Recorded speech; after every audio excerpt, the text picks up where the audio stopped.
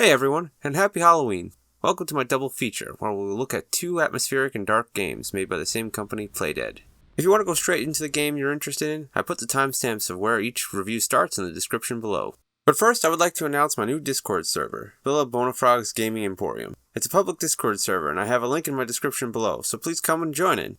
I have some great people in there already, and we're planning a game of the month, where we all play the same game each month and discuss the game in the Discord. I'll be playing this monthly game and talking about it in the Discord. I will not be creating video reviews for these games, so come join the discussion on the monthly game. So today, the first game we're looking at is the 2010 Limbo. The idea of Limbo is very straightforward. You are a child in a dark dream world traversing the world to find your sister. The game starts immediately by dropping you into the game with no menu.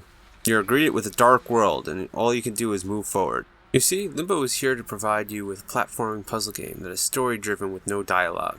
You traverse the dream world and you're constantly greeted with new obstacles blocking your way. There's no hints given to you. You must figure it all out visually throughout the game. Of course, you only ever figure out the traps until after they kill you.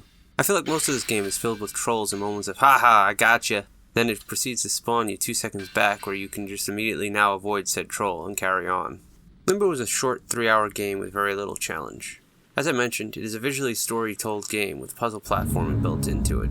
But the story was very bland. You're just looking to find your sister, and even they troll you with that at one point. The only challenge in the game is dying to constant trolls, but that's also mitigated with constant checkpoints.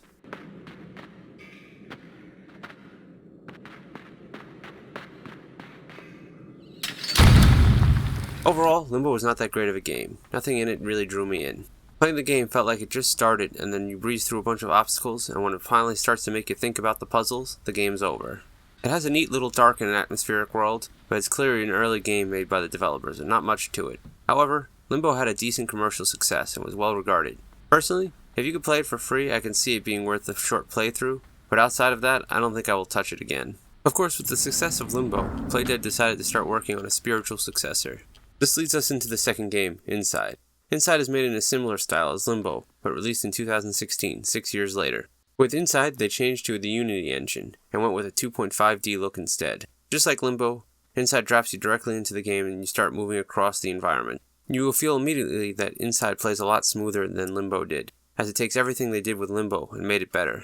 Inside is yet another story-driven puzzle platformer with zero dialogue. Unlike Limbo, the story in Inside is a lot more complex and better told.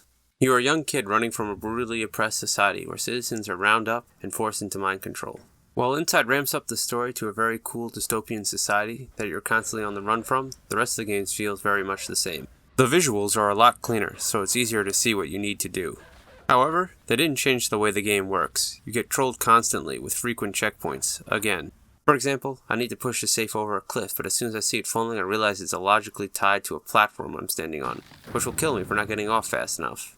The one cool thing that Inside does introduce is the ability to mind control the slaves to help you in escaping. These mind control contraptions are very unique in terms of gameplay and definitely add interesting factors to the puzzles. Although, like Limbo, all the puzzles are very easy. The defining feature of Inside, and what makes it a better game, is the story you see throughout. Just like Limbo, Inside reached critical acclamation and had a lot of success. For me, however, the game fell a bit on the boring side. And while I did enjoy the story it told, it just didn't feel like quite enough for me. Both of these games built great and dark scary atmosphere, but their gameplay was just too bland in the overall scheme of everything. If you were looking into playing these games, I would definitely skip over Limbo and come straight for Inside. You get a much better version of the same game, and a much more interesting story, which is what the driving factor for this game should be. Anyway, I hope you all enjoyed my reviews of Limbo and Inside. If you did, I have plenty more reviews coming, and some videos in my backlog you can also check out. And don't forget to join my new Discord server, featuring a Game of the Month discussion. Thanks for stopping by!